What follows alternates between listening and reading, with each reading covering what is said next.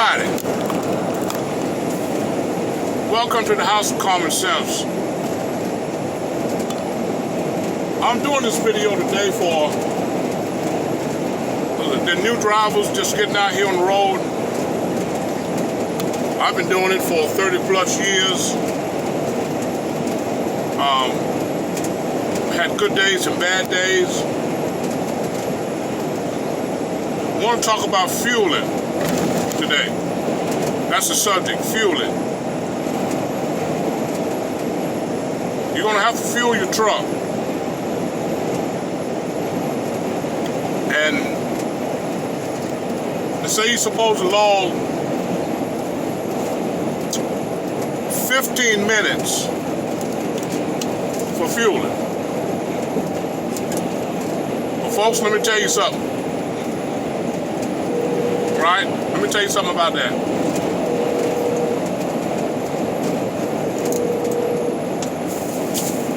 It could take 45 minutes to fuel.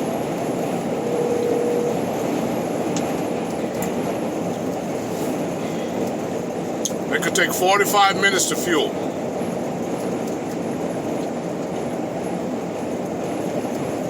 You get to a truck stop. There's two trucks ahead of you, plus one at the fuel pump, plus one that doesn't pull off from the fuel pump, and he done went inside the truck stop. Right? So, technically you got 4 trucks ahead of you. Because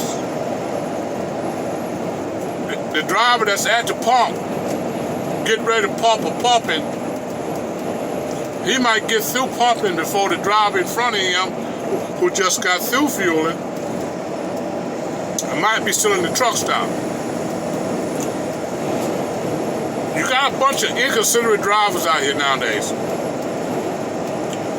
They'll pull on the fuel island or go through the fuel island and stop up there at the line and go in the truck stop and try to take a shower. They're definitely gonna get them something to eat and use the restroom. So you could be waiting in line. It could take you 45 minutes to fuel.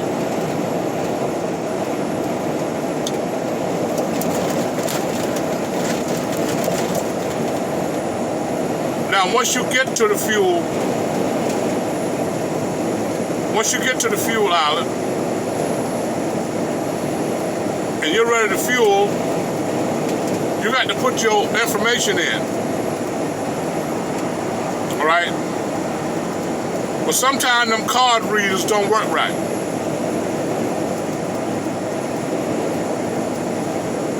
Now you got to go inside the truck stop and wait in line and give the cashier your information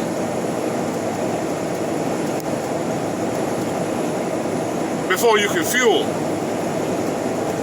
Well, another thing might happen to you when you get out there and start fueling. The daggone pump is slow.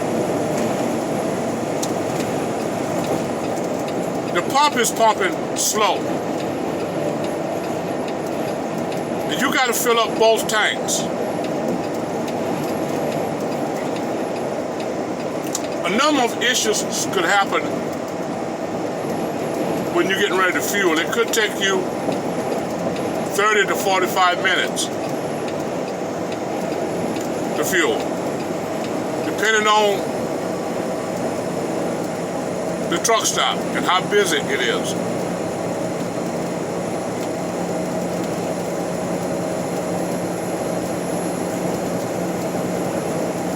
At the same time, your clock is running. Your 14-hour clock is running. You want to try to fuel as quick as you can, but don't get in a big hurry. Don't get upset with the drivers in front of you and get in an argument because they bullshitting and you need to go in on the fuel and go. Like I say, there's a lot of inconsiderate drivers out there. Another thing, always check and make sure that you put your fuel cap back on. If you don't, you'll be spilling fuel all down the road.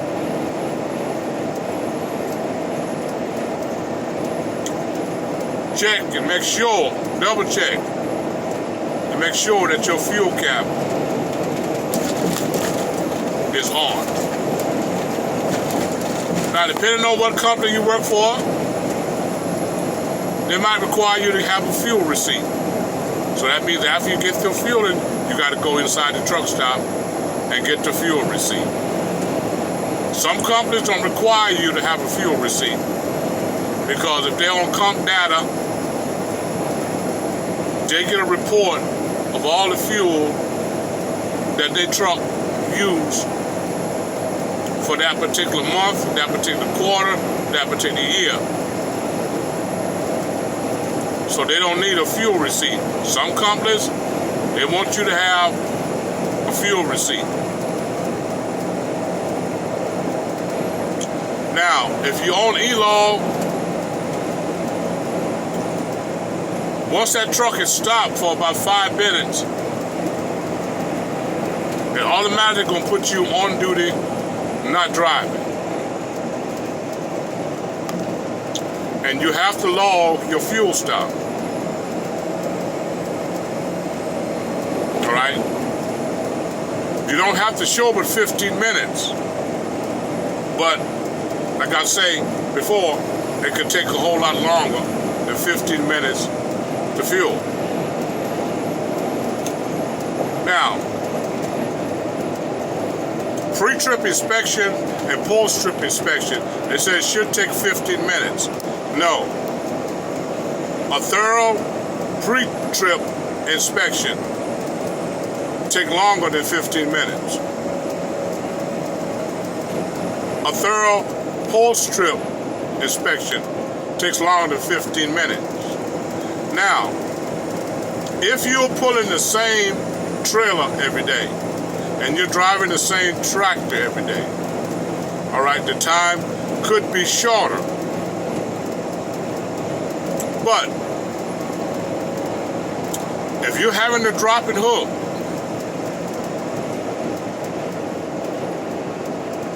a pre-trip inspection can take longer than 15 minutes. Because when you're dropping and hooking, you're picking up a trailer that another driver had.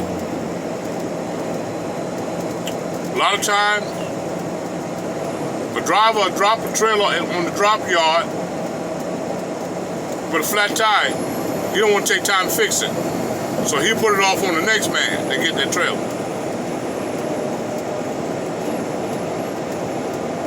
Okay? There could be damage to the trailer that he didn't report.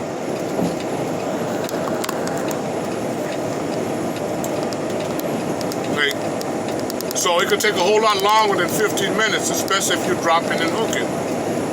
Now, with this company that I'm working for, I drive the same tractor every day, and I pull the same trailer every day. Because I pull pneumatic. And I haul that concrete. So we have the same trailer every day, and the same tractor. Well, I can do a pre-trip in less than 15 minutes. You have to show 15 minutes, but I know the equipment because I drive it. I drive it every day. Okay? If something wrong with it, somebody done sabotage it. Especially my trailer, because where I drop my trailer at, all right, there's some crazy folk that drop their trailer there and they get upset about parking spaces. You know, you in my spot. So if you happen to park in that spot, all right, They're in that spot now. But if they just happen to come and somebody in their spot, they get an attitude that they want to sabotage the trailer and shit. You know, like they own that parking lot. They don't own that parking lot. But that's the way some black folks is. You know, they do stupid shit. But a post-trip inspection, all right, you can show 15 minutes.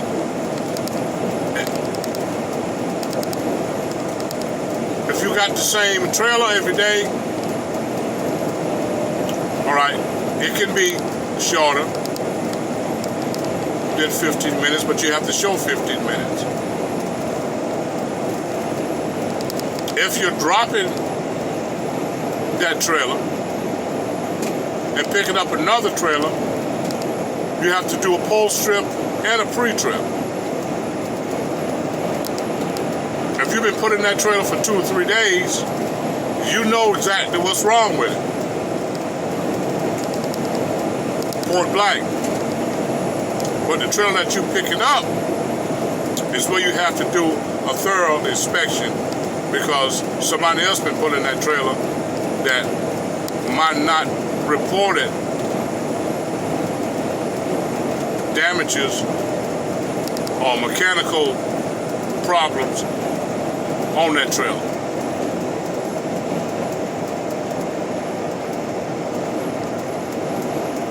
So for your new drivers,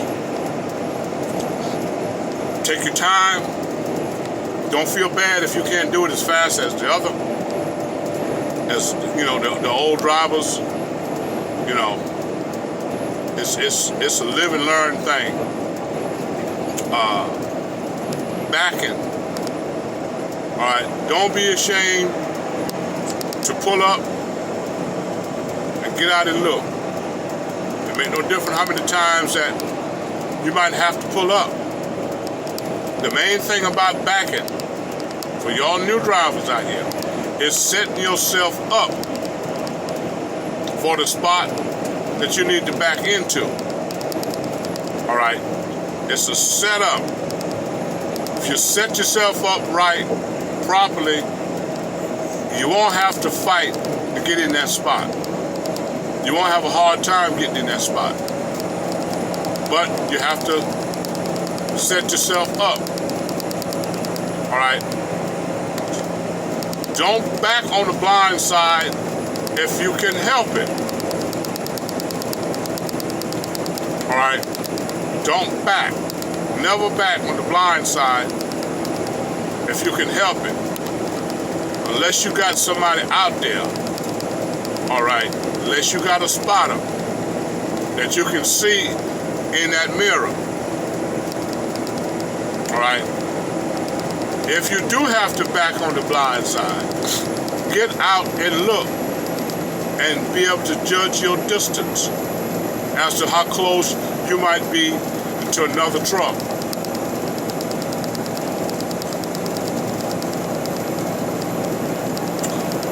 At the truck stop, never back into a spot from the blind side at a truck stop.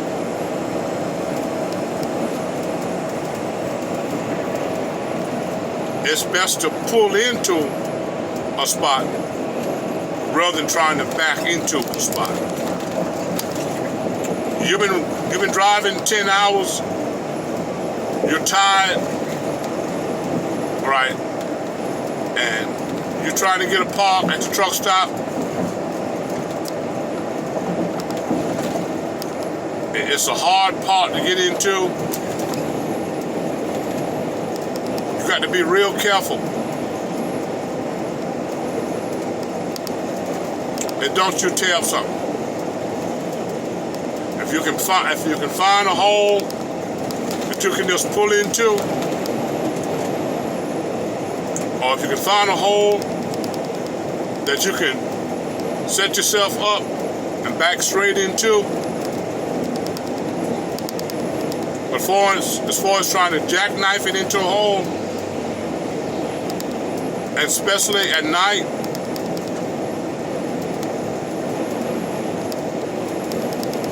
Okay?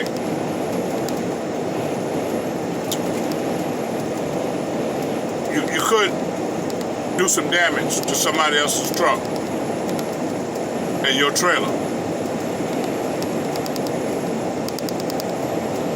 So if you can avoid backing,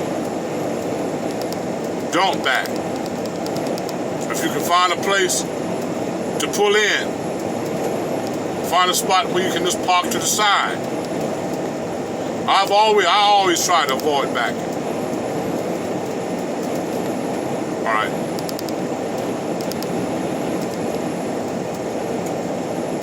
Especially at a truck stop. Now you have to back at the customer a lot of times when you at your delivery point. A lot of time, most of the time, it requires you to back. But set yourself up. You set yourself up right, you'll be all right.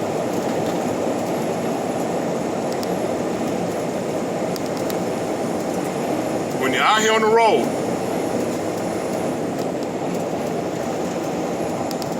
one thing you need to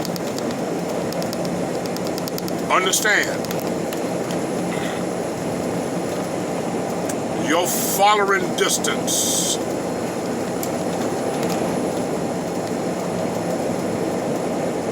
How close are you behind somebody?